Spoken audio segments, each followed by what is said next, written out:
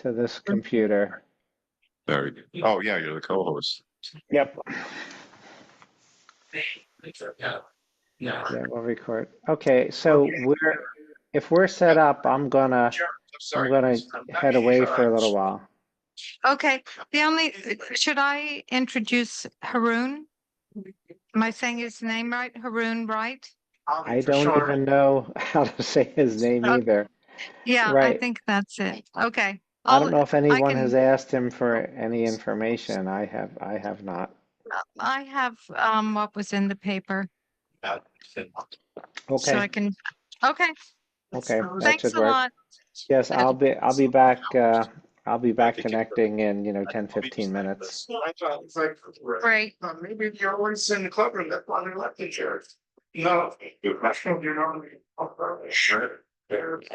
Can you just make sure? Of course. Girl, I have guys. So it's like can see tomorrow. I'm sorry, I don't know your name. Gerald. Gerald. Is it your presentation's in Google Slides, right? So it's in Right. this browser here. It's just you can't see your tab with that bar in the way. There it is. Okay, it's this one. Okay. Slide. So you could either put that to the bottom, top, close that out once you get ready. Once you admit everybody, you could Close that out. Yeah. I'll put it over here. Whoops, that's way too big. I don't know where it went now. It just got minimized. So is it in Zoom? Probably. There it is. Nope. You don't want to close that. Now let's just hit it again. Okay.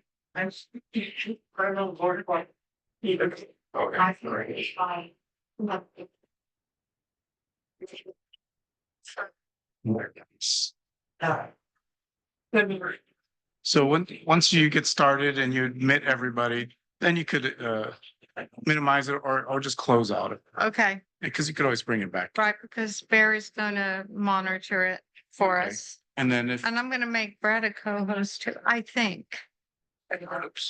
and this we don't everyone in the room will see what you're seeing here. Uh-huh. We could minimize that Okay. and drag it off because you don't have any remote presenters, right? No. So I'm just gonna push it over. And Barry's pretty good about spotlighting the speaker once they get Oh, okay. going. So this, if you every point the slides will come forward, but for some reason on Google Slides, it stays there, but you can hide it right here. And say hide, there's two video panel and Floating floating. meeting controls. Yes, you could do that.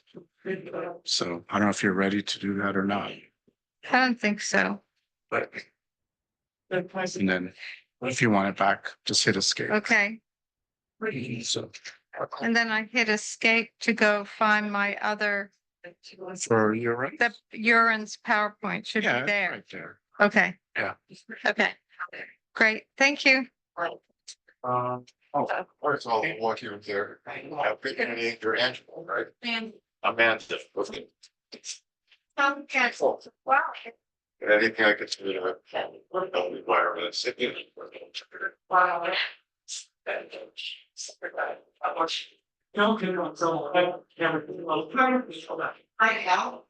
know.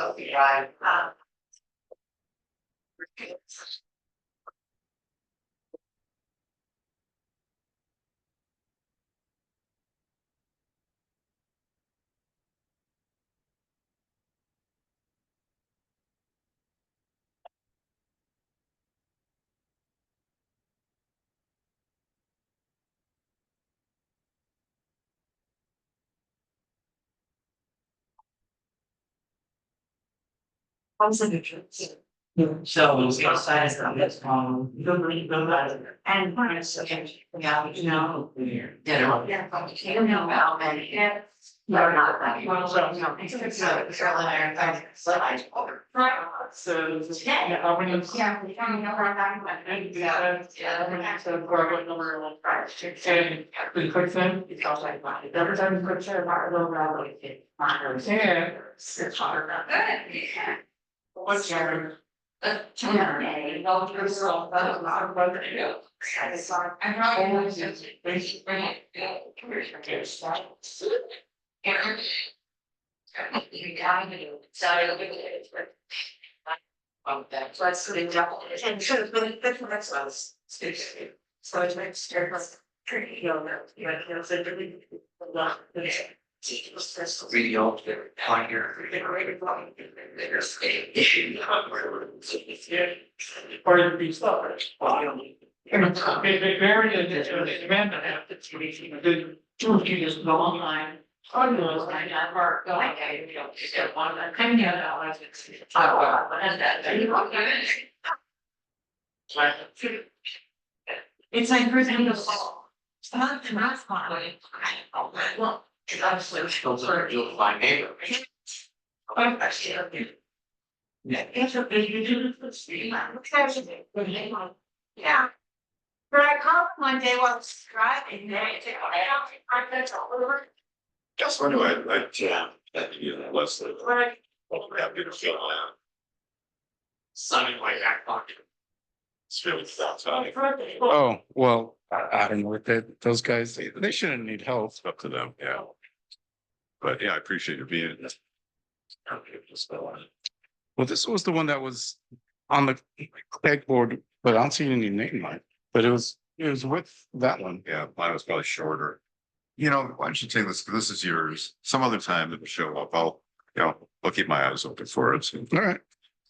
I didn't take it. Yeah, not a big deal. We'll sell it, Gerald, it's a. Here's what donated some cables, you know, it's actually. Well, at least they put it away in the closet. Okay, right, I have extras. Right, so.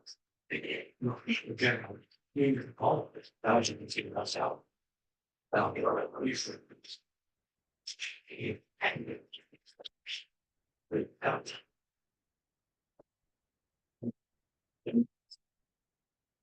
Okay.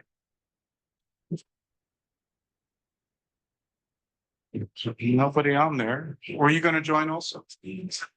On the Zoom? Are you moderating chat? Or Gary? Oh, you say, yeah, different time zones. Which are all. All right, still, we're gonna take care of it, okay, Yeah, just like get kicked off and then I'll bounce out of here. yeah, great, anyway, but I'll be happy to help on it. Yeah, it's protein. So, so it's all I want. I'll leave it on. Yeah. So it's there. So. Yeah. I'm your child. You're busy. Because I am really, there's every better. Oh. What right here. Rick.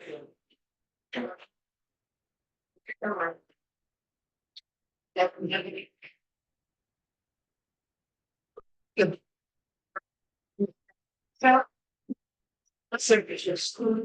We're not having taking those ones all the right. But saying there's. So it's hard to just see it.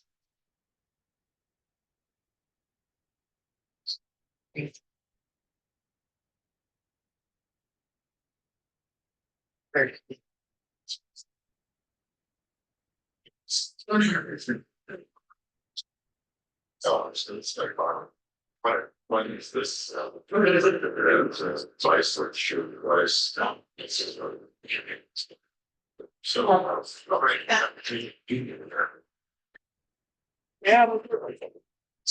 one is this. Oh, yeah, I got to cover outside, you have to go, but yeah, I'm gonna use ours. Well, you would tell about your students. So it's 90 spell, you excited me, it's always you. Heard that, so I'm gonna give us the. Right. Thank you. So.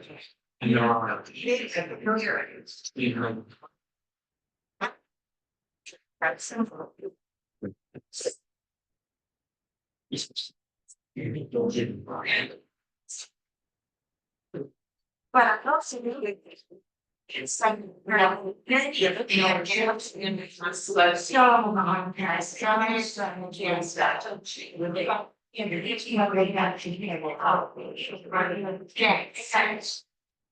but honestly, so I don't know what the other ever, I said. It was. So when you don't, let's put the engine, so maybe that will be down. I recommend how. She's like. It's honestly about here, 10 years, so side of fan, it's like I. Don't think it ready, it's kind of amazing to get out of your clothes. So now. So. So if you know, when you have to take a piece, you know, about your release, so. There's we just call it just a crowd, there's a. Yes, I like that, so I'll get out to because then I guess. Trust that at the outlets. Right, exactly, right, and right, well, I'm involved with that, so I saw. I think it's. So it's kind of very, yes, it's also switching to my dog. That's in the same way after that. So, you know. You're not angry. Right. I didn't learn much. She didn't learn to take over. It's so bad. Yeah, like, one thing to push up or his child, you know, big period in here. I actually was serving my time that I still have the old. Do work with the yeah, and some real child for which loans for so bills. I think you had a good thought. Prepared staff, she climbed that you hear her child after and still. He says, "No, actually, but we need to get the cards." Yeah, yeah. Really quick, we're showing. I don't see you getting that, as she's carefully making it.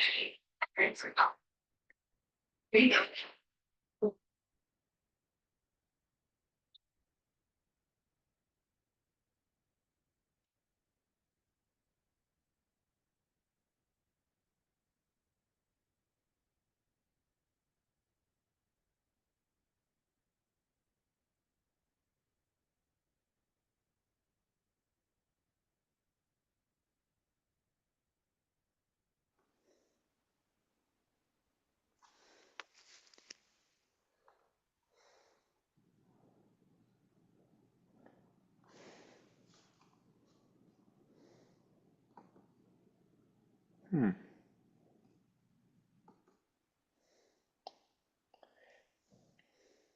Is anyone there? Suddenly I'm not hearing anything.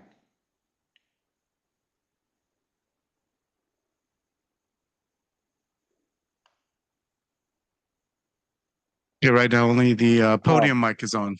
great. Okay, that explains it. Thank you.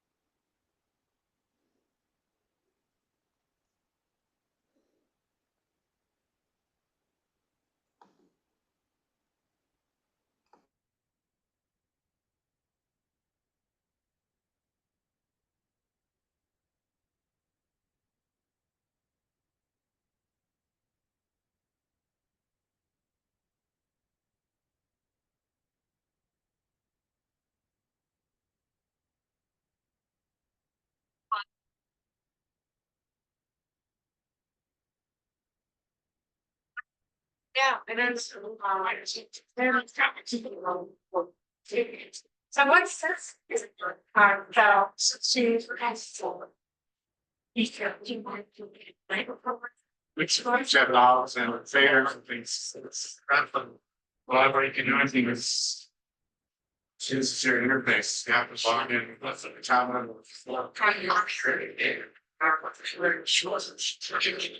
First year.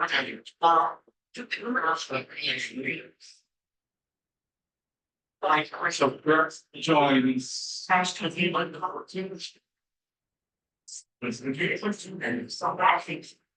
No, it's not a job, it's figure out, it's secret there. Place long and right and the fish boy been taking up the side of the path, like the go up to that's a 600s. So don't it's so like that you sit like birth you're trying to and we that's not like all the side like short third like so like it's bigger than turn off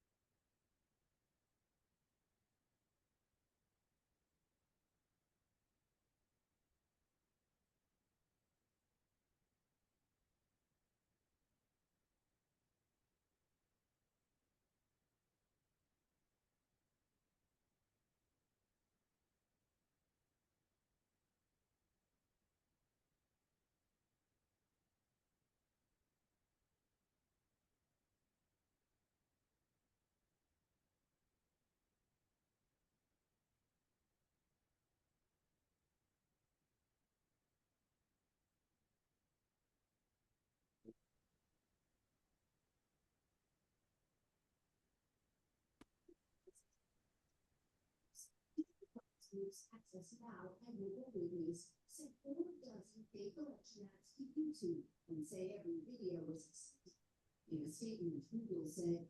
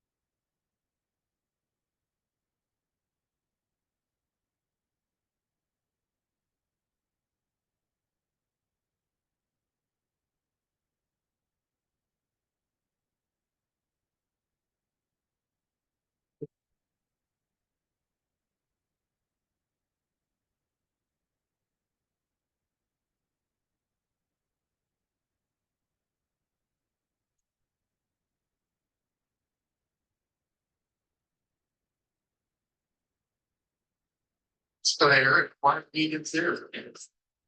It's all white, enough to compare sauce lines filtered through the ones. That's what makes it this song.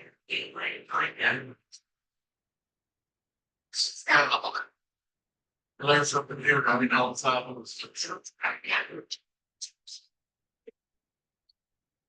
She was so.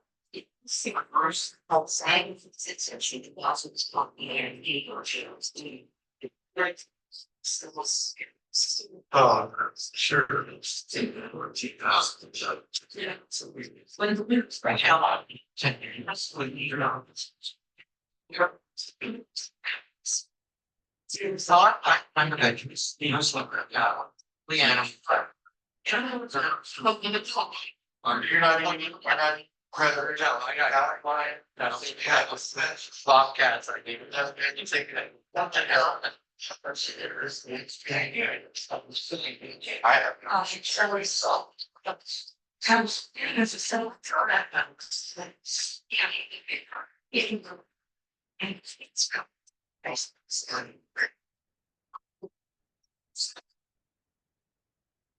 That's great. It's vibrant. Thank you for coming. It's absolutely. Yeah. That's just the your back. I don't know. Yeah. So. Else like big amounts of fireworks. Yeah, I was down the dirt.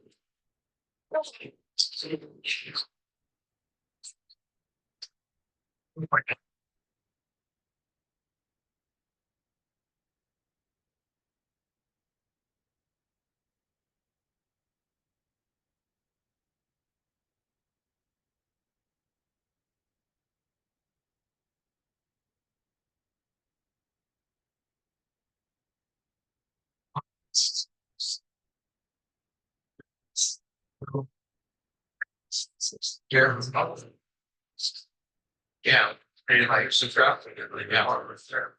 Yeah, it's dark, it's so challenging. Like I found the same that you're being immersed in. Awesome. Okay. I guess it's so I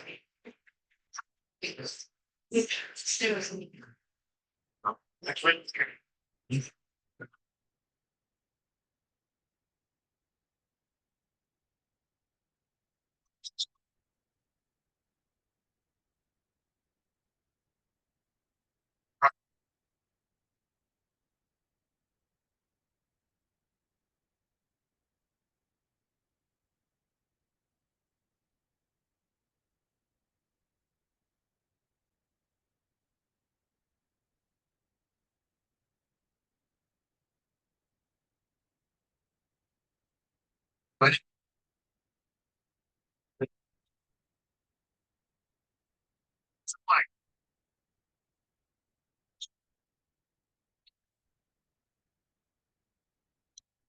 Hello, everyone. We're going to get started in a couple of minutes.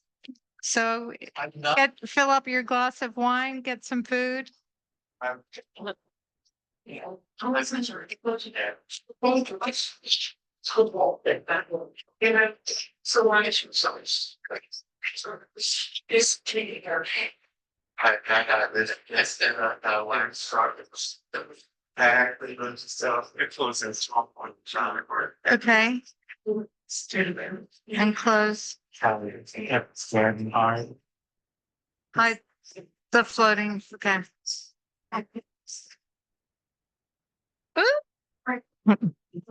It's hero. Yeah, it's just depends on how you want to say it, right? So like, it's good. And so you get a little.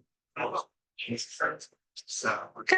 Yeah, so it's been hard, but the time after I understand here, it's a lot. So. All right. Okay, good evening, everyone. My name is Amanda Casey, and I'm the president of Sustainable Rossmoor for this year. It's so great to have so many people come out tonight. for this, for our monthly meeting. I think it must be a topic that appeals to a lot of people. It definitely impacts us all living here in Rossmoor. Barry will have started the recording so that we have this in posterity. Yes, So welcome, everyone. Oh, thanks, Barry. Hi. We're going to start with our featured speaker tonight, Jeroen. We'll get there. I'll keep practicing. Wright, who's the Director of Mutual Operations, and he's going to be speaking about Firewise Rossmoor. Jeroen needs to leave at 7:45, so I'm going to get him up here right away. I don't know quite how long your presentation is. That's fine. Fast, and then there'll be plenty of time for some questions. Jeroen has a degree in fire science and firefighting from Chabot College, so that's local. That is local, and he was instrumental in getting Rossmoor recognized as a Firewise community. I'm not sure what that all means, but come up, Jeroen. All right. And I'm gonna. Okay, do you have a presentation that I can get to? Oh, you can? Do you want? I should have be it. able I to. have it You here. have it perfect. Let's just go ahead and do it then. Okay. Can you? Do you know how? Yeah, yeah, we'll Okay. be able to make it work, I think. Okay. Let's just make sure. Yep. Okay, well, welcome everyone. Thank you for coming today and having me here to speak about Firewise, something I'm super passionate about. Like Amanda said, I did start my career as a firefighter. I started out with the California Department of Forestry and Fire Protection, which is now CAL FIRE. So I spent about 4 years fighting wildland fires. I was stationed actually on Marsh Creek out of Clayton. And then also out of Tracy, we had another station out there. So have a lot of passion about firefighting and fire fuels and removing them and trying to increase our resistance against wildfires. So something that my predecessor, Paul Donner, brought to me really when I first started, and he says, "Hey, you have an awesome background in firefighting. This is something that Paul was thinking about bringing to Rossmoor." And he told me, he said, "This is something I think you should take it and run with it." So that's what I did. So a little bit about Firewise.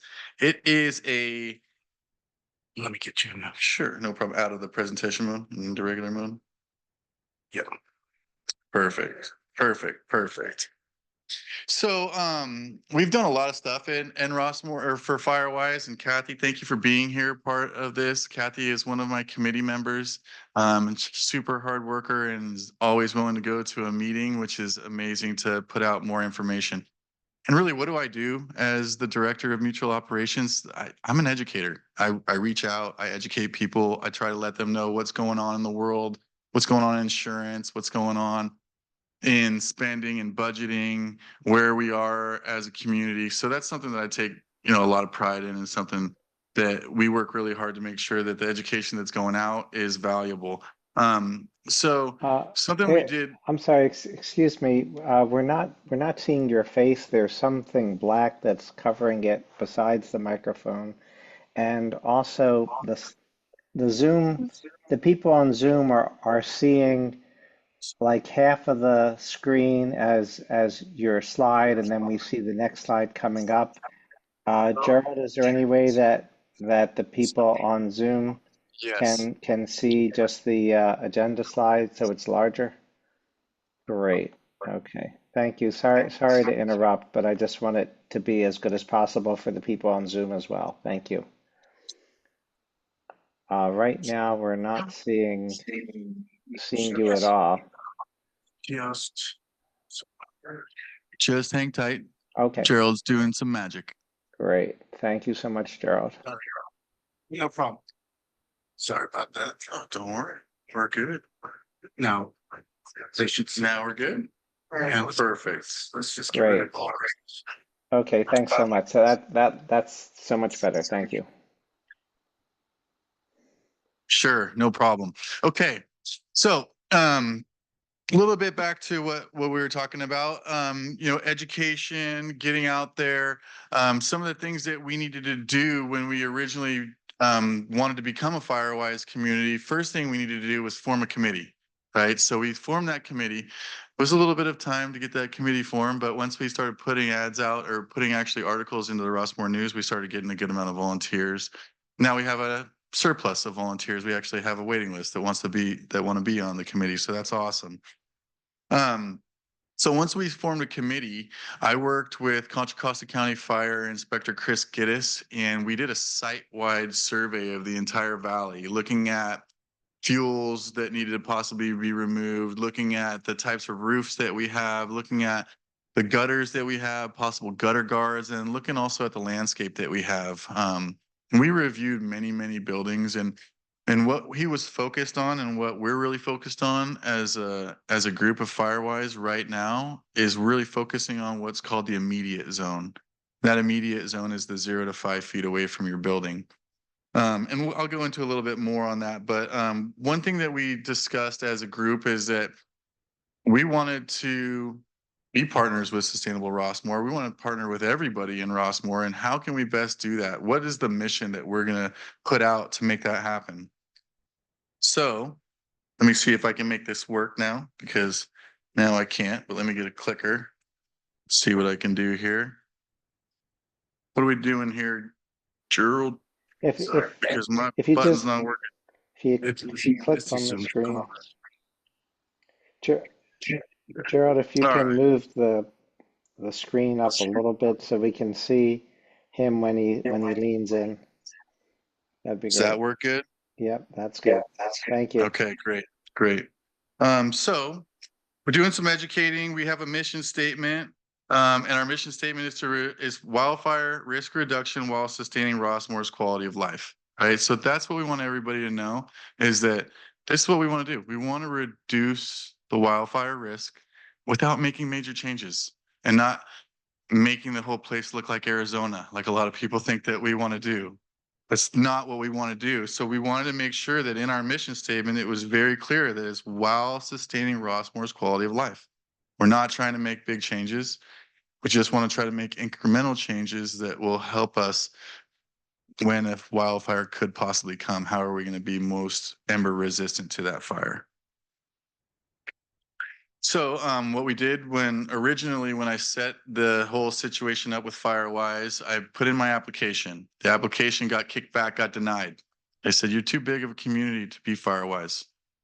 You need to break it down into some smaller zones. So we did that. We broke it down into the 8 zones that we use for our evacuation routes. So there's 8 evacuation zones inside Rossmoor. And now we have zone captains for each one of those zones. Well, not each of them. We're still working on getting a couple of them filled.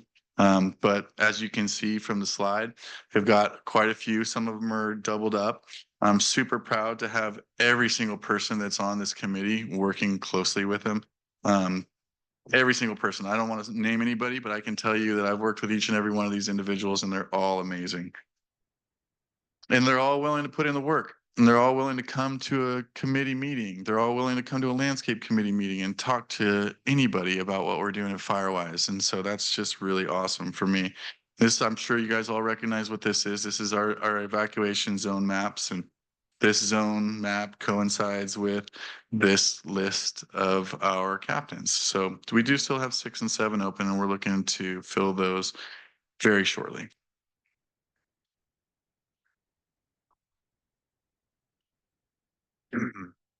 So this is Rossmoor's certificate of recognition. And so this is something that's always interesting because it says right across it, it's a certificate. But the National Fire Protection Association, which is the platform that puts on Firewise or supports Firewise, is very clear that this is not a certification, it's a recognition. Certification usually has a test that you have to pass. There's no test to pass to be part of Firewise. There's no Firewise police.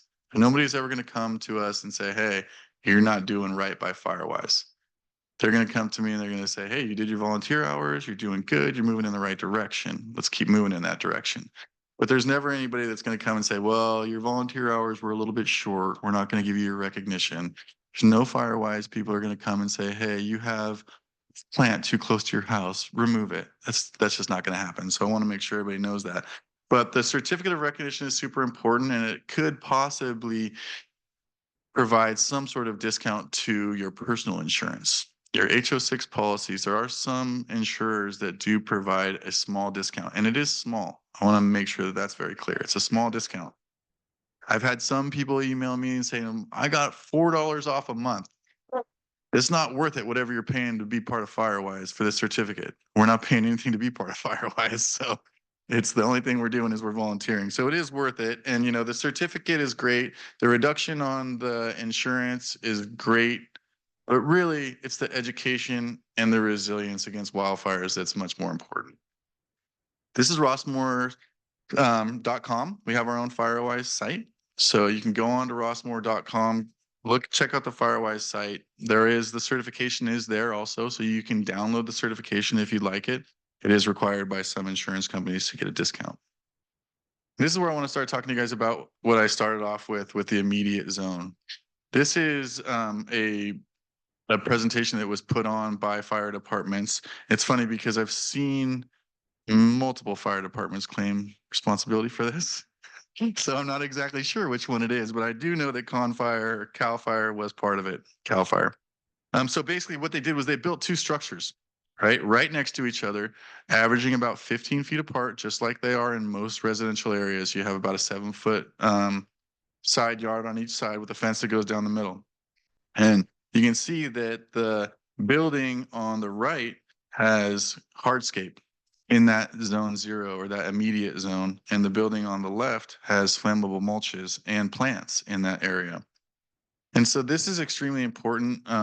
If you guys, I'm sure most of you know about the Lahaina fire, and that was a huge disaster. There was one building that survived it. That building had hardscape in that immediate zone. And that was because that resident had just re-landscaped it. And because of erosion, they didn't want erosion happening. They put in rocks in that area. And that was one of the reasons they accredited that building to being saved.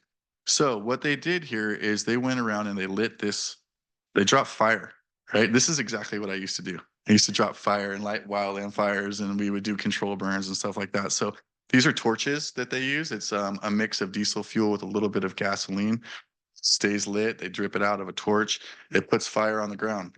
You can see that they're putting fire in the hardscape where it's not going to burn, and they're putting fire into the mulched area where you know it is going to burn. So here's a picture where you can see on the right-hand side, there is a little bit of fire, I think, at the very edge, but on the left-hand side, you can see that there's multiple areas of fire. And what happens next is that this tall green plant that's on the left, that's a thuja. It's super flammable. It's right along the lines of a juniper. And these are the two plants that we would ask to get removed out of this area is juniper and rosemary. Those are the two super flammable plants that we would ask. Yep, rosemary. And I can talk about that. Rosemary, it seems like it's not flammable. It's super flammable because of the debris that builds up underneath it. It loses its needles on a regular basis, and those needles build up at the base of that plant. And then when an ember gets down into those needles, it will for sure catch those needles on fire, and that rosemary will burn up. If you look inside rosemary, it's extremely woody, especially if it's not pruned correctly. So that's something that we should definitely be looking to. But you'll see in this next picture, go ahead. Get a question? Our juniper was replaced by rosemary. That's unfortunate. When did that happen, Amanda? 4 years ago. Well before my time.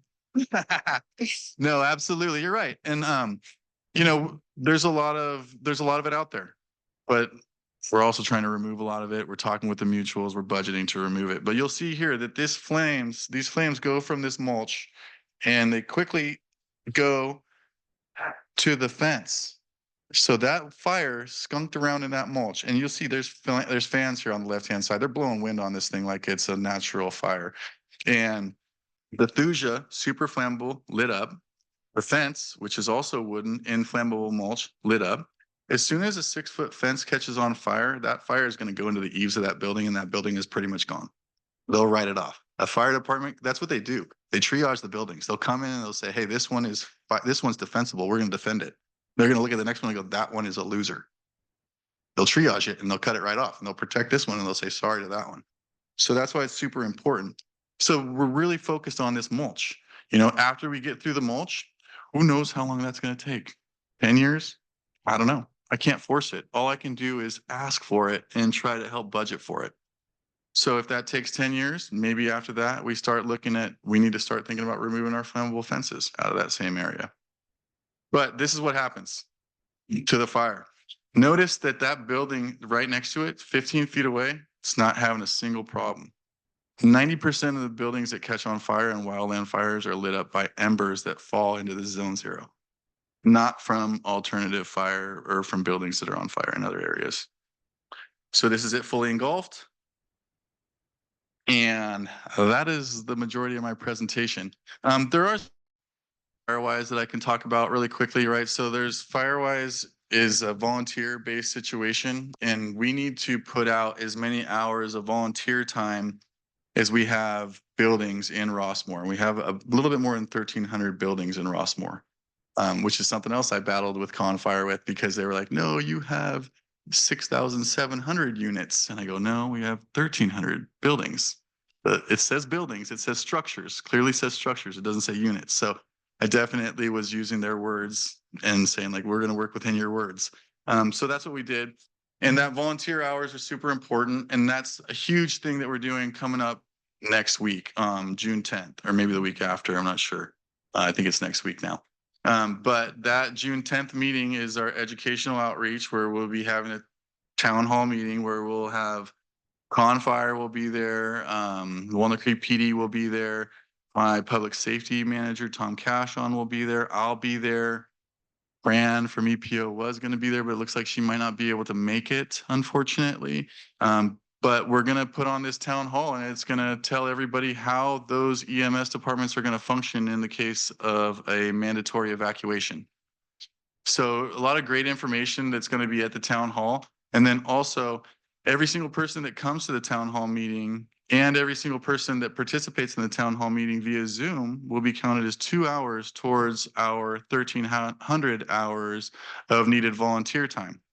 So if we can get 300 people to participate, either by showing up or by showing up on Zoom, then that's 600 hours, right? If we do another one of these educational outreaches before the end of the year, which we plan to do 2 of them per year moving forward, then we'll have 1,200 hours of volunteer time.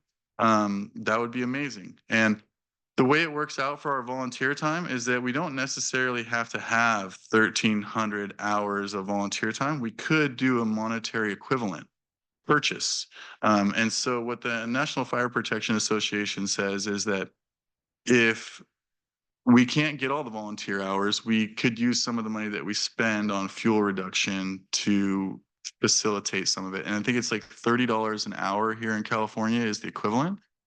So we outspend it by hundreds of thousands of dollars every year. The amount of money that we spend on fire reduction, fuel reduction here in Rossmoor it blows the dollar amount that we would have to spend away. But the National Fire Protection Association doesn't want us to purchase our recognition. They want us to do volunteer work, and they want our members to volunteer. We would never ask our volunteers to go out and remove fuels, get on a line trimmer and cut down weeds, or get a rake and rake up their leaves. That's not what we would ask you guys to do. That's not what Rossmoor's about. So how are we going to do it? We're going to do it through education. We're going to ask you to come be part of these educational outreaches, use that opportunity to be the volunteers and to get those volunteer hours in. Everybody says, how can I help? How can I help? This is how you can help. Come to the meeting. You'll be counted. Your hours will be counted. You'll learn something, which is awesome. And we'll get stronger together. And that's what I'm really looking to do, is just build this Firewise to a point where really everybody has at some point in time volunteered and put in the effort and really learned something. So that's what we're all about. Is there any questions? Michelle. Sure. What do you? Sure. It's for the people. Have you ever considered putting on a seminar for people to teach them how to use fire extinguishers? We have, absolutely. And it's something that we would love to do. And it's something that I think that we can put into our next training, right? And then also, I've talked to my other committees. Ted Bentley is on my committee. He's in First Walnut Creek Mutual, and he said he's done his own trainings where he does pass, right? Where you do the pull, aim, squeeze, and sweep, which is the acronym they use when you want to try to put out a fire with an extinguisher. But absolutely, I think that's a great idea. If anybody has any ideas of education that they would like to see us outreach with, don't hesitate to shoot me an email. I go to every single board meeting that there is pretty much, and every single meeting I'm at, I've been telling all the membership, if you have a question about Firewise, if you have a question about MOD, if you have a question about GRF, reach out to me. I'm more than happy to meet with you. I'll set up a half-hour meeting with anybody and sit down and answer any questions that you have the best I possibly can. If I don't have the answers to your questions, I'll do what it takes to find them. But we're here to help. And I think that's something that is new, really. It's not that we're not new that we're here to help, but more of a service related mindset. We're here to take care of you 100%. And that's our job. Yes, sir. We have A question on, can we get one yeah, question question out of on the Zoom. audience? Then we can go to Zoom. Yep, sure. Sir, we have a gentleman with a microphone. Yes, sir. When they replaced, the junipers were really high, like 5 feet or 6 feet high, and they replaced them not with rosemary that look like that one, but they're very low growing bushes. Is that safer than the tall ones? It's debatable. I'd have to take a look at it and see what it looks like. The thing with rosemary is that it ages out pretty quickly and gets a really woody undergrowth to it. So, and honestly, I'm really not asking anybody to remove any plants right now. It's like in the future. What I really want to see people do is work on removing these flammable mulches.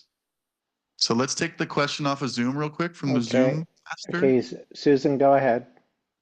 Hi, thanks for speaking. My question is, who decides what to replace the vegetation that's removed? Is that a mutual decision, or is it GRF, or who makes the decision?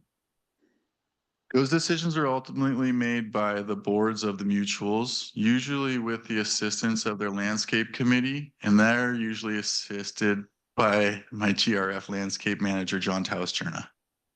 And like I see areas that have been removed and it's been years and nothing has replaced it. So it does kind of look like that Arizona reference that you made. Is there a way to bring that to someone's attention? Yeah, absolutely. I mean, normally that would be somebody would go to a board meeting and bring it to the attention of the board. There's always a members forum at every speak their mind, and usually the boards will say from the very beginning that they may not comment on it, but your comments that are made are taken in and taken to heart and used in the future. But absolutely. So that's a huge question, and it's a very good question, right? Who makes the decisions? It is not MOD. It is not GRF. It is the mutual. The mutuals make the final decisions. The mutuals set their budgets at the beginning of the year, and they know how much money they can spend on landscaping, and they have to stay within those budgets. If they don't, then the coupons go up. And so nobody wants their coupons to go up. So it's all relative. Thank you. Okay. Yes, I live on Skycrest, and I walk out our entry door, two floors, and on the right is a lovely, a kind of a shrub that goes right up the side of the wall. And within 5 feet, there are shrubs and bushes and mulch. So you're saying, what are you saying? That should all go, or what and how? I am saying that what Firewise would like to see, and what I would like to see, is the removal of flammable mulches from the 0 to 5 feet away from your buildings. But we are not forcing it. We cannot force it. It's a financial situation. So all we can do is recommend and encourage and try to give people the education that this is why we're doing it. And when someone says, well, why do we need $40,000 in landscape budget this year? Well, because we need $10,000 of it to remove our flammable mulches and install something that's not flammable. The problem is, to be completely frank, hardscape is about 10 times more expensive than softscape. Right? I literally myself, I just put in 2.5 yards of cobble at my house. That 2.5 yards of cobble costed me $180 or $680. That same 2.5 yards of mulch would cost me like $150. It's a big money change, right? It's somewhere between 6 to 10 times as much money.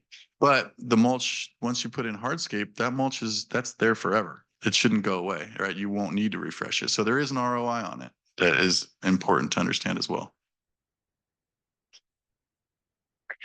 Do you get involved at all with the shaded fire break?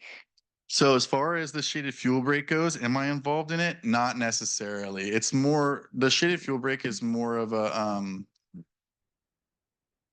it's more of a I just blocked the camera. I pushed the camera back. It's more of a project of my public safety manager, Tom Cashon, and in coordination with John Talascherna. But something that we did do and something that I pushed for from the very beginning was we just got a new mower, which is called an RC mower, and it has a deck on it that's about 4.5 feet wide, and it can take down saplings of up to 2 inches just by running them over.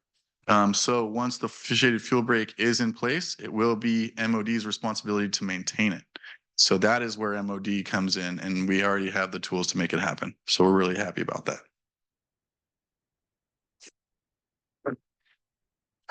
My name is Steve Viglione. I'm part of Sustainable Rossmoor, and my name is Steve Viglione. I'm part of Sustainable Rossmoor, and a question I have is the evacuation zone materials are a little bit complex, and I was wondering if there's ever, more in-depth explanation of those, because my understanding now is it's kind of a moving target. It depends where there's a fire. Absolutely. That's exactly what's correct, right? So the way it'll function, and that's exactly what they're going to talk about at the town hall meeting on the 10th. So if you want to know about that evacuation and that process from the actual people that are going to be doing it, come to the meeting, please. It's going to be great.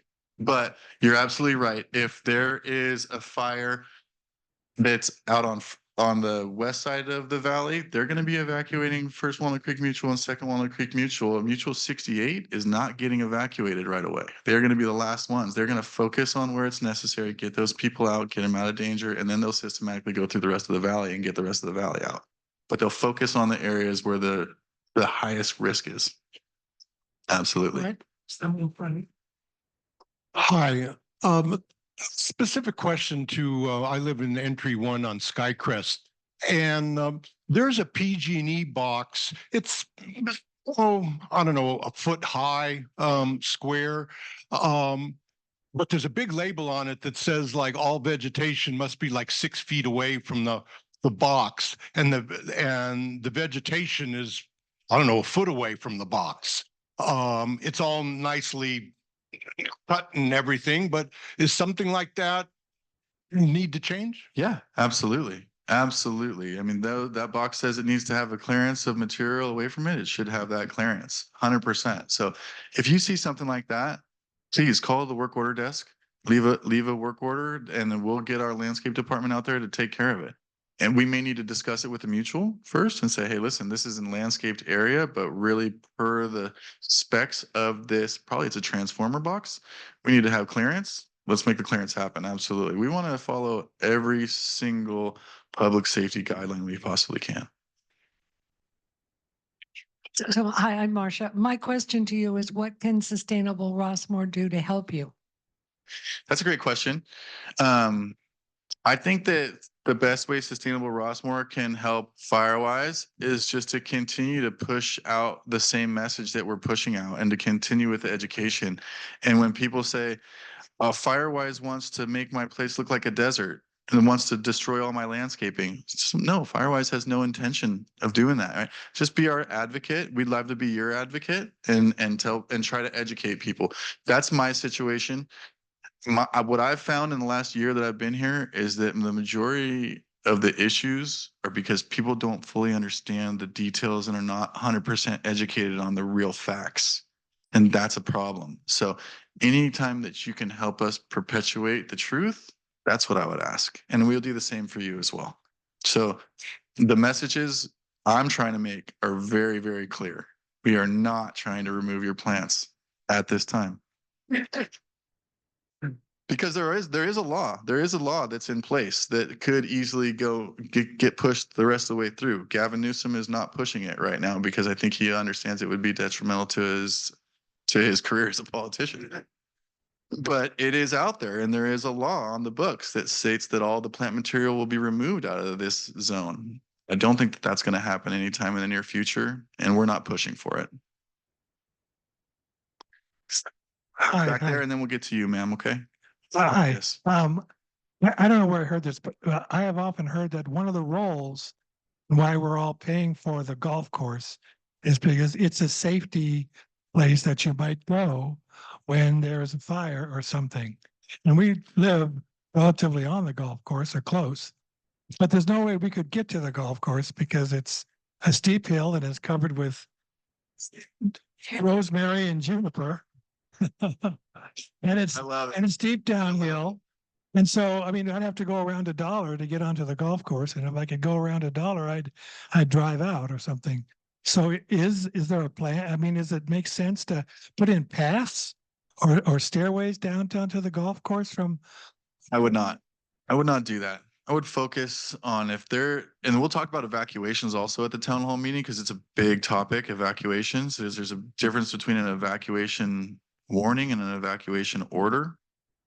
We're going to have time. If we need to get evacuated, we're going to get an evacuation warning, and then we're going to have 4 hours to evacuate. And after that 4 hours happens, they'll come back through and they'll do an evacuation order. And once the evacuation order happens, everyone must leave and no one will be allowed to come in. So that's critical for everyone to understand, is that if there's a warning and you cannot self-evacuate, you need to be contacting your people to come help you get out. Because once it goes to an order, no one will be allowed in. And if you can't get out on your own, you're going to be in a serious situation. So that's going to also be discussed at the town hall meeting. A lot of great information is going to happen. So I'm super excited. So the role of golf course is all. The role of the golf course as a safety zone is an absolute last resort. Your number one resort is to leave the valley. Leave the valley, get away, get you and your family, get you and your valuables, you and your pets, go. You'll have 4 hours to make an evacuation. Don't wait till the last minute where you get stuck on the golf course. If the world's burning down, go to the golf course. It'll keep you safe. It won't burn. If the golf course you think is on fire, go get in the water. The water's definitely not going to burn. It's part of the reason what we talk about to the insurers, right? So that's another thing I do is I work with insurance and property insurance. I'm working with, every of the 62 underwriters that we have on our tower of insurance. And we've done video footage, drone footage of the valley to show them what an awesome liability we are. We are a really good risk, right? We have a very great situation here. The golf course is an amazing situation where for fire to jump that golf course and go from first and second over to third or 40 or up into 68, it's next to impossible for it to jump that. Let alone the fact that we've got Tice Creek over there. We've got Rossmoor Parkway here. To jump 4 lanes of street is an incredibly large feat for a fire to do as well. We're in a valley. Fire would have to start here to do real damage to any of the valley out of the hillside. The way fire works is fire moves, 3 things move fire: topog, wind, and temp, right? So, and topog is your slope. If we're in a valley and we've got a fire that's in Lafayette, it's going to come backing down the hill. It's not going to be a raging forest fire that's coming at us all out of control, right? The things that would be bad was that maybe if we had an accident in Mutual 50 and then it ran up into Mutual 61, where they do have buildings above them, right? That's where we'd be in a bad situation. But those are going to be small fires, and we're going to attack them and we're going to battle them. And everyone needs to understand that Rossmoor is protected by not just Con Fire, but by Cal Fire, and not just by Cal Fire, but by Lafayette, Moraga, Orinda Fire, and Oakland Fire, and San Ramon Fire. If we had an event, we would have a multi-agency dispatch, and we would be protected. They would come into the valley and they would protect us. I promise you. So I'm very confident that we're a great risk, and that's something that the golf course does. And Firewise is a big feather in our cap when it comes to insurance. It doesn't get us a discount on insurance. It gets us in the door. It gets us through the front door. We're literally trying to get every bit of insurance that there is available in the world. That's not a joke. right? We have $1.16 billion worth of insurance. For us to be fully insured, we need $2.8 billion of insurance. There is not $2.8 billion of insurance in the world. It's just not available. Yes, ma'am. Hi, my name is Kathy. I have a couple questions around the flammable mulch. Sure. Are you talking about the redwood chips? Is that what you mean? Yes. Okay, so sometimes in the summer when I drive up Rossmoor Parkway, those big piles of shreds have steam or smoke coming. Oh, it's smoke. That's what I thought. Is this could this catch on fire? It could. Those big mounds? It could, absolutely. And that's something that I identified when I first got here, is that the golf course has been using what is called a shredded redwood mulch or gorilla hair. It's the most flammable mulch there is. And what you're seeing when you see it in a pile like that is you're seeing decomposition happening. And inside that pile, it's up over 200 degrees. It could easily be on fire. So, and I've seen them on fire before. You know, we've had to knock them down. I come from Brightview. I come from a landscape industry where we'd have piles of mulch all over the place and we were knocking them down. They definitely catch on fire, and it is what it is. So we are aware of it, and the golf course has agreed to no longer use it. So we've made a change already.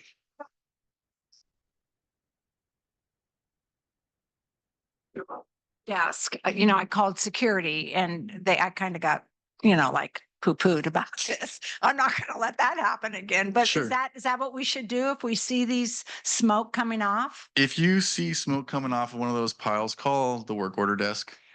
Call the work order desk. It's a weekend. If it's a weekend, call Securitas. Yeah. And realistically, if it's a weekend and it's on fire, then the fire department needs to come. It's on fire. It is on fire. Where there's smoke, there's fire. It's not always true, but it's pretty much always true. Carol. Thank you. Yes, I'm Carol Weed. Tell me, sidetrack, tell us again how to say your name now and then. I'll tell again. you real quick. So my name is spelled Jeroen. The J is pronounced as a Y, and the R rolls. So it's Jeroen. Jeroen. Jeroen. A lot of people say Haroon, or because a lot of people say, oh, the J is the J. Exactly, they go to Spanish or any other of those Central American languages, right? Where the J is pronounced as an H, but no, it's pronounced as a Y. The R rolls. I was just talking to Adrian and Carol about it. My friends say Yedoon. They just turned the R into a D, Yedoon. And then everyone would say, well, how do they remember that? I go, well, you could say you dune.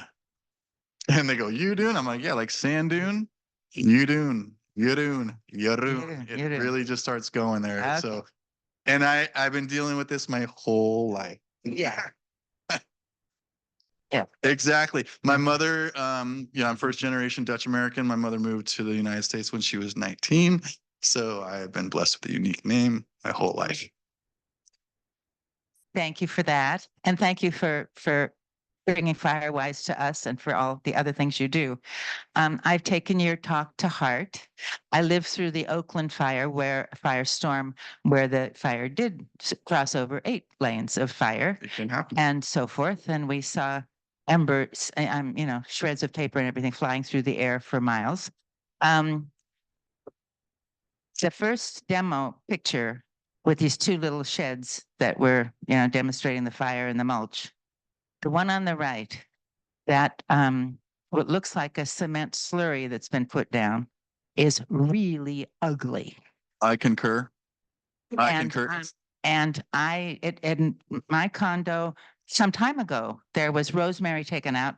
I didn't know why, because I just lived there, and so it was right up next to the wall. It was taken out. It was replaced with white stones.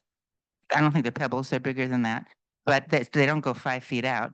But I guess that would be looking better than that. That's my comment. Yeah, so the picture is not a great picture. What I think that they have here, it's not a concrete slurry, it's like pavers, concrete pavers. And concrete pavers can be extremely attractive. Extremely attractive. They can be extremely expensive as well. Where we're gonna get the most beautiful landscape, we're gonna pay for it, promise you. So that's why I'm not asking anybody to do anything. Firewise is not asking anybody to do anything. We're just asking you to start thinking about it, start considering it, start budgeting for it, start moving forward in the right direction. Yes, Brad. Yep. I fully understand and appreciate your efforts to reduce fire risk. One of my concerns about putting down a hardscape there is I've been told by the landscape architect that I live with that that is very detrimental to the soil and any plants growing around it. How do you balance the competing desires? That's a great question. And I've gotten it a lot, right? The rocks will heat up. They will cause not a great environment for plants. It's true, right? We may have to figure out what plants work. And I don't know what the answer to that is yet, Brad. It's going to take some experimentation, right? We do have a list of plants that we get from the Marin Fire Safe Council that we know are fire resistant. The question is how well will they do in the situation? If we're putting down hardcore hardscape like this in this picture, there's not going to be any plants in that area. That's for sure, right? And I think the question is everyone loves their plants.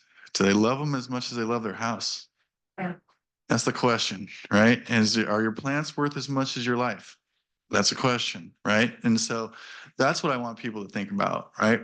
We all have decisions that we have to make every single day. And we have to weigh out what's good and what's bad and what we want in life and what we don't want in life. I would say we all want to live for the most part. There's thing as a water permeable asphalt. There is. Say something about that. I don't know much about it. I don't know. It's water permeable asphalt. I don't think it's a great product. I don't think it would be very attractive. I think we could do something better. I think Lodi cobble looks nicer than that. I think that a decomposed granite would look nicer than that. I don't disagree with you, Brad. There's going to be issues, and we're going to have to tackle those together as a team. And I don't know all the answers yet. It's a lot of unpaved road that we need to travel together. And that's what I want to do. I want to travel it together, and we make decisions together. When we make decisions as a team, we don't always make decisions that you like or I like, but we need to agree that they're the best decision that we can make at that time, right? And it may not be 100% what, like I said, we can't make everyone happy 100%, but we can hopefully come to a solution that makes everybody semi-happy.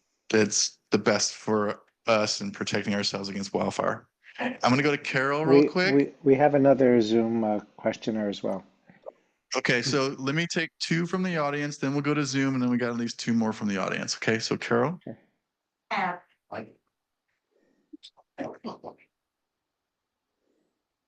Brad's comment about our landscape architects. I think there's quite a few.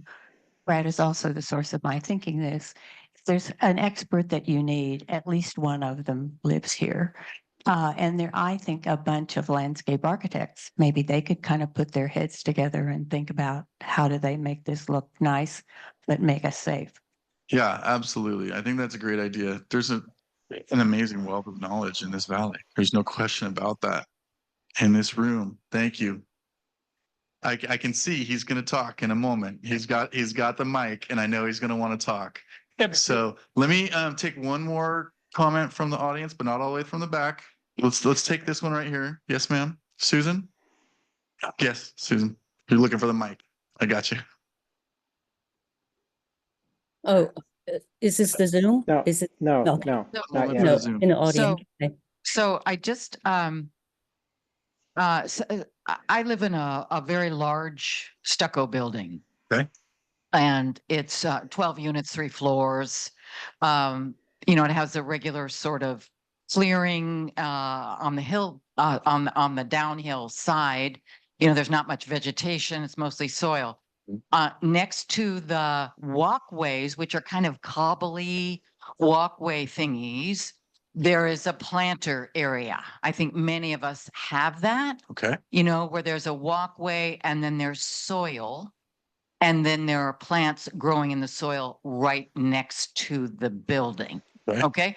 No mulch. Great. Okay. Basically soil. And in other areas, there are rocks right next to the building. It's not 5 feet of them, but I'm wondering about bare soil. Can you speak to that? Sure. Bare soil is considered a hardscape and would not be flammable. Right. But It has its own problems, right? You have bare soil, you're going to have major water evaporation. You're going to have weeds that grow. Mulch is an amazing thing, right? Mulch does a lot of great things as far as weed control, water retention. What things, and one thing that people don't realize is that mulch breaks down. It puts microorganisms back into the soil, which is a huge thing. And I get that. I get that. Trust me. I come from a world of plants and I love them.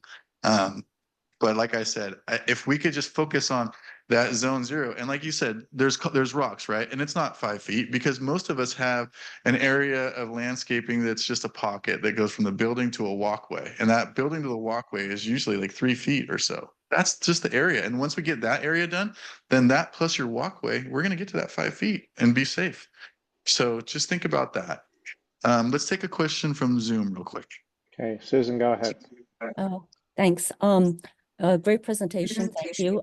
I've got two questions. That hardscape that you're looking at, it's concrete. So sorry, this is sustainable Rossmoor. So there's a lot of embedded carbon in there. Not great for the environment. Just wondering whether gravel would work as well, gravel and dirt. It just seems like it'd be a bit easier and a bit cheaper. And then two, there's a house down the road on Skycrest, which is a corner house, 1 story, which had a beautiful green lawn. And they've removed it, I assume, to save water and put in mulch. So I just wonder, is there any coordination with Rossmoor Landscape to tell people, don't do this? Just, asking what the process is. Sure. So let me answer your first question. Absolutely. Concrete's not necessary. We can use a river rock. We could use a decomposed granite. When I go onto a landscape supplies website, there's usually 15 to 20 different hardscapes that you could choose from, all look in different colors.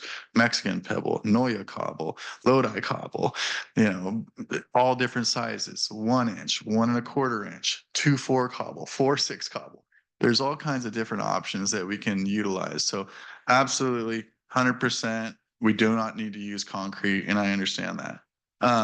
The other portion of your question was towards a turf conversion. Yes, we are looking to convert a lot of turf. There is a mandate, AB 1732, I believe, says that by the year 2027, there will be no irrigating of non-essential turf with potable water. So that's a serious law that's coming down the pipes.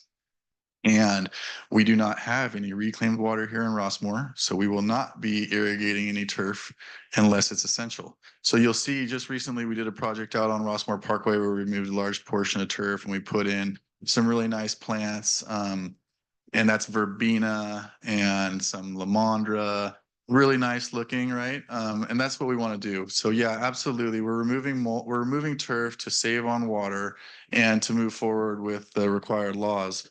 That mulch should not be within the 0 to 5 feet from your building. And that is being coordinated with the landscape coordinators. My landscape manager, John Talistern, is 100% on board. You'll probably, his name is actually at the beginning of this presentation. John actually worked for me at Brightview. I sent John here when there was an opportunity for him to come here because I knew he'd be an advocate for Brightview. And now I'm here as well. So I've worked with John for a really long time, 5 years almost now, believe it or not. And by the way he looks, you might not think he's even worked for 5 years. But he's a great man, and he will definitely partner with every single landscape coordinator to make sure that they understand what we're trying to do and what Firewise is about. And also about saving water, right? That's another huge thing that we can do. It's sustainable, save that water. We have one more question from the lady in the back, right next to Ward. Ward, or did we get that one answered? Yes, ma'am. Yes. Julie, is that Julie? Judy, pleasure to meet you, Judy. Can you tell us what the condition of our beautiful, beautiful trees is all over Rossmoor after last winter's rains and atmospheric rivers? Sure. Would they go up in flames? So the trees throughout Rossmoor are all maintained on a regular basis. They're all evaluated by a certified arborist on an annual basis. And the pruning that happens is done under the supervision of a certified arborist. I cannot speak to the health of every tree. There's no way. Nobody can. Nobody can. And in all actuality, you could look at a tree today and think that it's in great health, and tomorrow it can come down. We recently had a couple of really bad trees come down. When I was brand new, a tree came down right over here. A branch came down off of a eucalyptus and fell through a car window, almost killed a little lady, almost killed a young lady. My predecessor looked at me and said, "What do we do?" I said, "Cut them all down, all of them, right now." And he said, "All of them?" He's like, "We don't have permits. We can get fined." I said, "What if it kills somebody?" Forget the fines. Cut them down. So we cut them down right then and there. That's the kind of thing that we're going to do. We're going to do what's right for the safety of our community. And if a tree needs to come down to make that happen, then that's what we're going to do. But a tree can come down at any point in time. And there's a lot of it is sudden limb failure, which is what that eucalyptus had on a hot day. Trees can't take up as much water as they're putting out. You know, there's transpiration, evapotranspiration is the mixture of water that's evaporated and water that gives off by the tree. But if the tree can't take up enough water that it's putting off, the limbs will start failing. And so that's what can definitely happen. I can't speak to the health of all the trees. I can tell you that we are working towards removing Monterey pines. We're removing stone pines. We're trying to remove blue spruces that are flammable. We're removing junipers. Pine needled trees are the ones that are highly flammable. So those are the ones we're really focused on. Now I think we're getting to the real crux of the matter here. Why do you say that?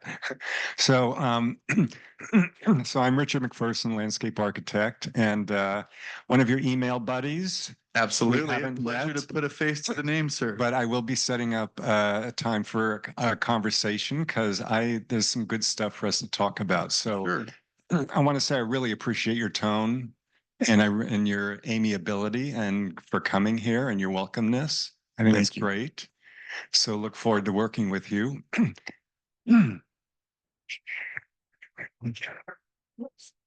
So what I was going to come up with was what you already mentioned. AB 1572, Assembly Bill 1572 says, so passed beginning of this year, all decorative lawns, actually decorative lawns don't have to be removed. You just can't water them.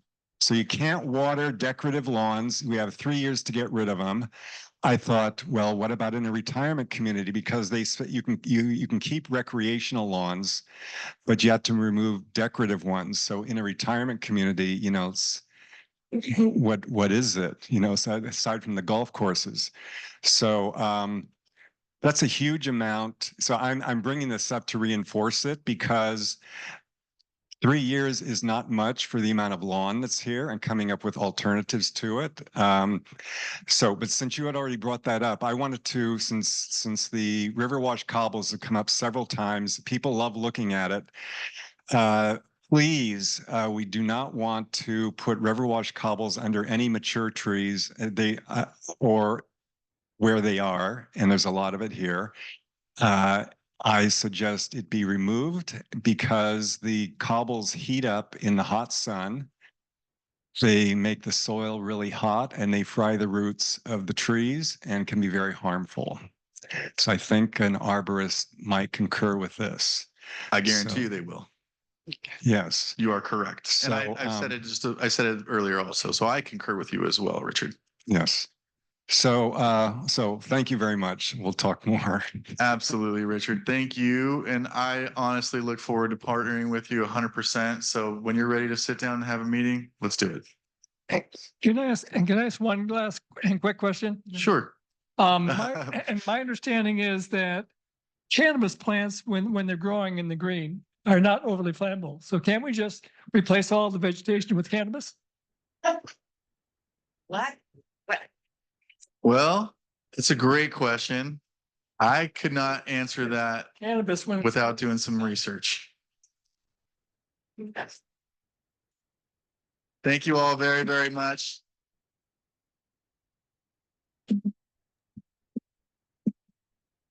Thank you. Just want to end by again thanking you all for your time. Thank you for allowing me to come and present. Thank you for partnering with Firewise, and Firewise will partner with you. Please don't hesitate to reach out to me if you have any questions or concerns. Thank you all very much. Thank you. Got it. Thank you, sir. Appreciate it. All right. Good job.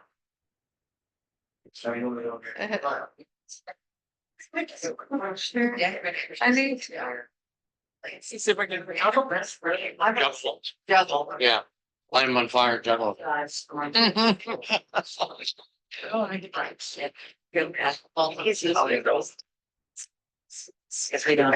right. Thank you very much to Jeroen for that very informative speech. We now are going to move into our regular committee reports. And first, we're going to start with Adrian talking about our financials and membership. All right, well, you can see the numbers up there. Basically last month, we essentially broke even. We had 7 new members join and some donations. So we're hanging in there. Actually, it says we're up 6 members from last month. Over the last month. Anyway, 33 people have joined this year, which is really good. And it brings us up to 166 members total. 104 members have been part of Sustainable Rossmoor since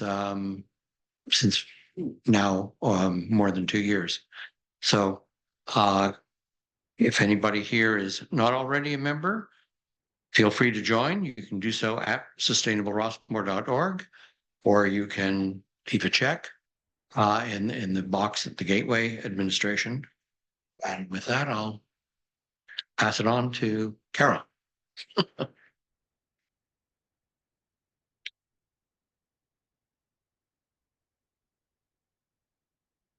Sustainable Rossmoor has a film every month in Peacock. It's always the second Wednesday at 7:00. This month it's going to be about a fantastic person that I really didn't know. It was a name that I'd heard Udall, but I didn't know where he was from or what he'd done. An incredible Secretary of the Interior who served both under JFK and, well, I don't have to repeat that, what's up there. But anyway, it's a beautiful film. It shows a lot of the national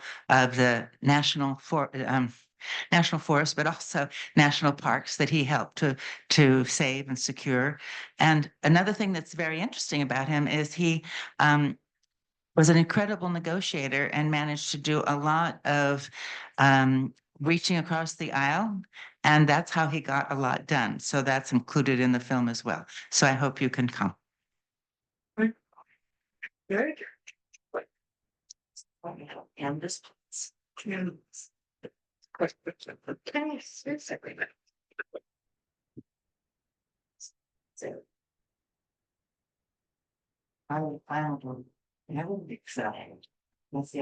So POP 24 stands for Protect Our Planet 2024. And it's folks from Sustainable Rossmoor and beyond who want to make a difference in the November election, make sure that we take care of the climate to the best of our ability at this point in time. I think we all know from a lot of what's been happening in the news, if the election doesn't go the right way, we're really in trouble. So I'm hoping that people are getting more and more motivated. We've chosen to really focus on our partnership with the Environmental Photo Project, and many of you heard the presentation from Nathaniel Stinnett. And they're really amazing. What they basically do is they find people who are already registered, who prioritize climate as their #1 issue, but who don't vote. It turns out there are millions of them across the country. And they target these folks and they use rigorously tested messaging, multiple messaging. By the way, they've already worked on 150 elections so far this year. because they don't just work on the big elections, they work on every election because they're trying to change people's voting behavior. So they send, postcards, they do phone banking for every little election that you could imagine around these 19 states they're working in. So anyway, we have mobilized to phone bank, and where's Brad? Brad is our chief phone banker trainer. Dan McGrath is his deputy, right? Would that be fair? Okay. In any case, we're seeking a full posse, right?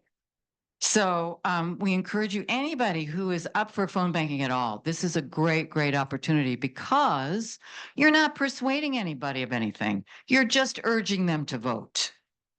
And the lists are getting better and better. And the technology's really very good. It's getting to be a better and better experience to do phone banking. So we urge you to join us. And if you want to, please sign up back there on my materials there on that back table there, and give me your information and I'll share everything you need to know. So we also want to encourage you to recruit your family, your kids, your grandkids. Turns out that they're really good at phone banking, probably better than we are. So we would be willing to host special Zoom meetings for your extended family. So that might be really fun, even though people aren't co-located. So consider that. And we have something very exciting coming up. Many of you may have received the invitation. I want to acknowledge my partner in crime, Carol Weed, back there, who is, you all probably know, she's one of the best organizers out there. She is teaching me how to mount an event like a potluck picnic, which is going to happen on June 20. And we're inviting people, and people are signing up, and we're going to eat, and we're going to party, and we're going to complete postcards. And for people who are not willing or able to do it there, we're going to send them home with the rest of their cards to complete and mail in on August 6th. So that is all for the Florida campaign, by the way. Okay, so we're mounting the effort for the Florida campaign, getting out climate first voters in Florida. So I guess you can imagine how important that would be. Okay. And what's really fun is we're collaborating with 350 Contra Costa Action. So we're reaching out beyond Rossmoor and bringing people beyond the valley in to collaborate with us in Sustainable Rossmoor, which is great. So always looking for more opportunities on how we can make a difference. And of course, EVP continues to need funds. Really, really easy to donate online. So please do that. And if you wanna, now that's getting closer, the election's getting closer, climate change is getting worse, everything's starting to heat up. This is the time to get motivated. So if you want to do that, talk to me afterwards. I'm going to be sitting back there again for a little while before we close down. Okay, thanks.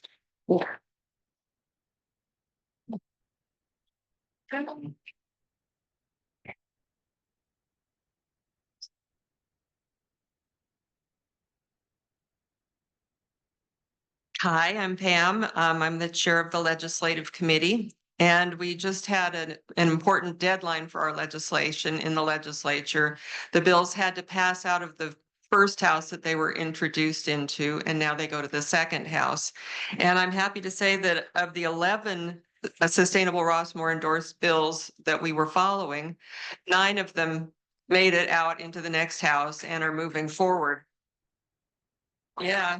2 of them did not. One of them was one that we had asked you all to call Senator Glazer about. It's the Polluters Pay Climate Cost Recovery Act of 2024. It's a bill to try to make the biggest polluters in the state pay for the damage that they've caused our state, in climate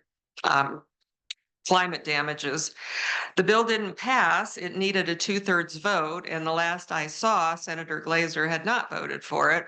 He hadn't voted against it. He just hadn't voted. But I guess apparently there were a lot of legislators out sick that week. Yeah, on a deadline week, you expect them all to be there, but I don't know what was going around. But I know at least one legislator had COVID and a lot of the progressive legislators were out sick. So it didn't pass, but since it has an urgency clause, it's not subject to the same deadlines as other bills. So who knows, it could come up again and we'll try again. If you'd like to see a list of the bills that Sustainable Rossmoor has endorsed, let me know and I can email that to you to let you know what we're working on this year. And if you'd like to join us, we're always interested in having more people. There are like billions of these environmental bills and we're a small group. We can only handle so much. And that means there are subject areas that don't necessarily get covered. So if you have a particular interest and you don't see that we're following those bills that have to do with sustainability or the environment or climate change, join us and we'll teach you how to follow the bill, how to write it up for Sustainable Rossmoor to endorse, and how to send letters or write a letter that we can send to the committee to let them know of our support. It's always nice when we see a committee analysis and it lists all the supporters and right there it says Sustainable Rossmoor. So we're having our impact that way. So thanks you for all the help that you've done with our action alerts, and come join us. What's that?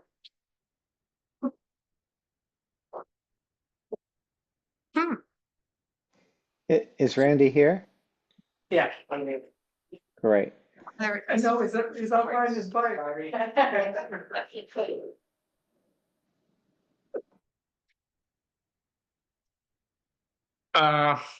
Hi, my name is Randy. I'm a new member and we just formed the new committee. It's the bike committee. I'm not really used to, I don't remember the last time I spoke on a microphone. And I don't do karaoke, so please bear with me.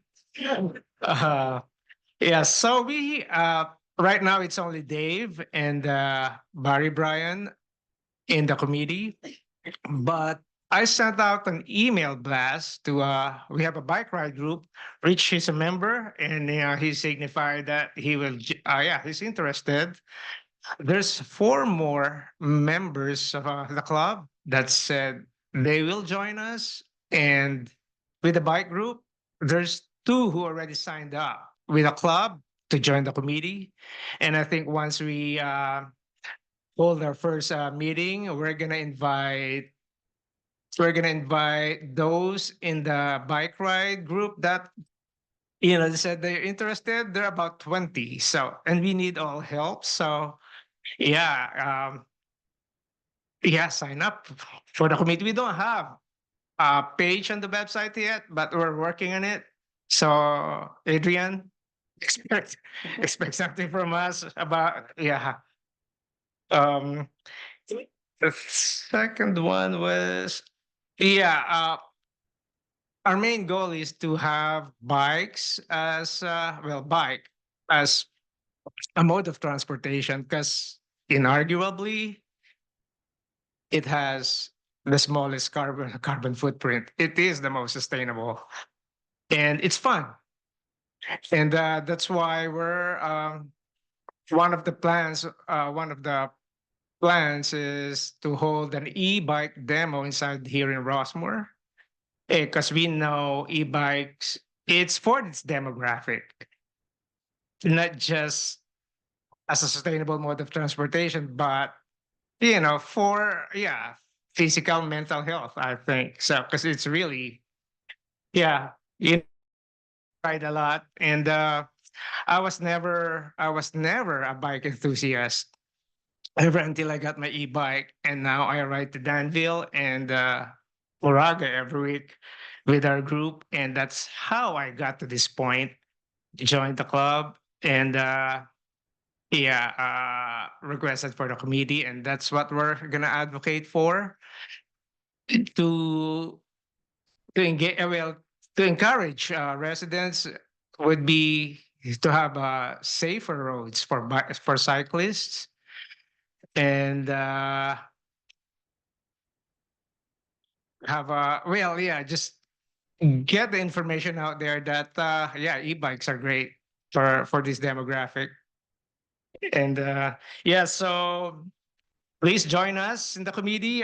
There's my email, you can just send me a message, and once Barry gets back here, we're gonna start our meeting, you holding meetings and plan our projects. Thank you. Was on Zoom. It's not on his own show. I saw him on Zoom. I know. Hello. There he is. Here I am. I'm over here. Sure. Thank you. Thank you. Hello. I'm looking for people to join in on Friends of Tice Creek. Sustainable Rossmoor has taken on the purpose of creek restoration. And creek restoration is something which is grown as a community action, community organizing throughout the East Bay, especially in Walnut Creek and in the Walnut Creek watershed here in central Contra Costa County. Creek restoration is a very, very, very good topic. And after attending a very good conference in Pleasant Hill last fall, I became determined that Sustainable Rossmoor and Rossmoor itself would really benefit from having a Friends of Tice Creek specifically. Tice Creek is very important, and I'm looking to reach out and to find co-founders for Friends of Tice Creek.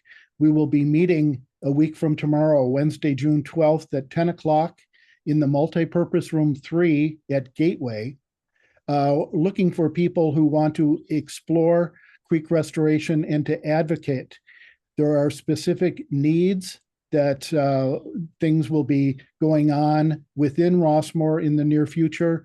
However, this is a real multi-purpose group, and we want to appeal to, especially to people who love wildlife, to birders, to people who love furry critters, to people who love creatures in the water, but also to people who care about native plants and making sure that the habitat, the wildlife corridor that Tice Creek is, that it is protected and that is maintained. And this is a group which is going to consider this. And so we were looking for people who want to work at this to please come to our meeting. It'll be Wednesday, June 12th, 10 a.m. We're going to have Cindy Darling, who is a city council member here in Walnut Creek. She's an environmental professional, and she will bring in issues about the Walnut Creek Watershed Council involved with creek restoration, as well as Friends of the Creek as a part of Walnut Creek Open Space, which this year is celebrating 50 years of success. And so as an extension of that, Friends of Tice Creek soon appearing in Rossmoor. We look forward to more reports in the development of the group. Thanks.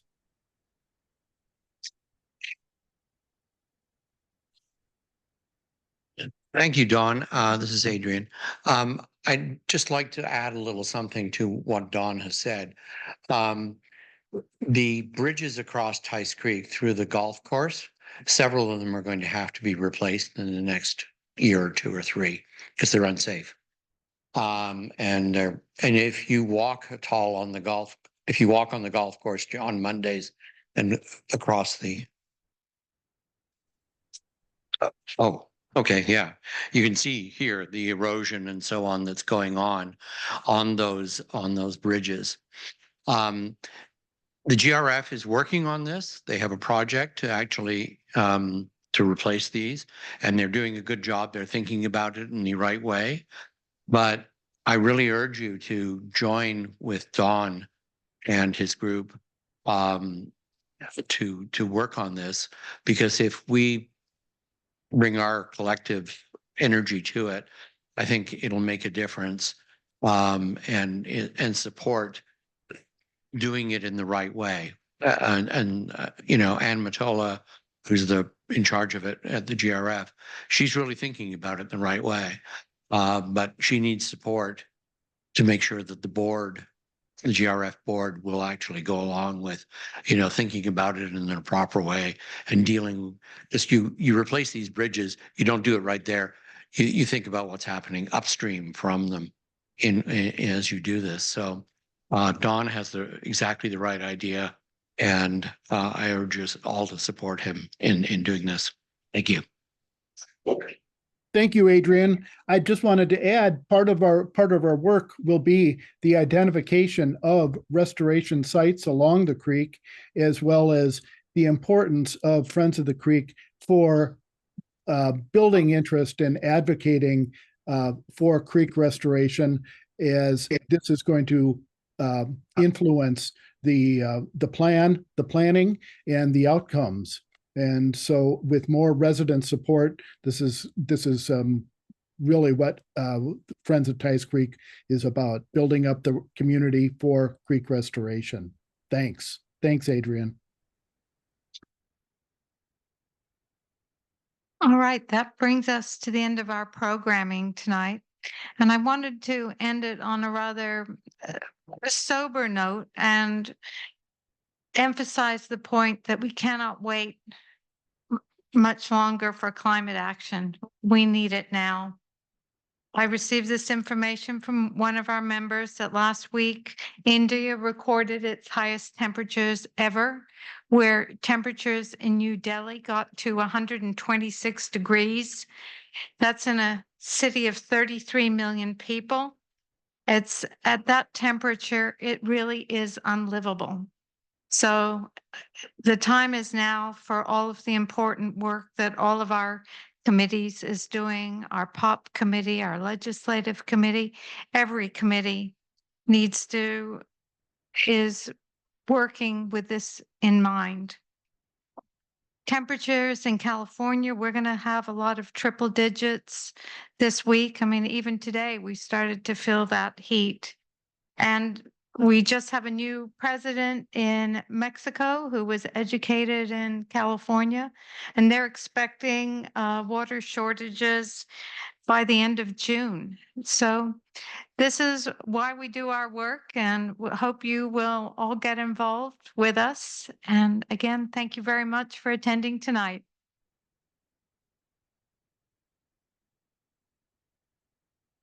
Oh, thank you. Oh, thank you.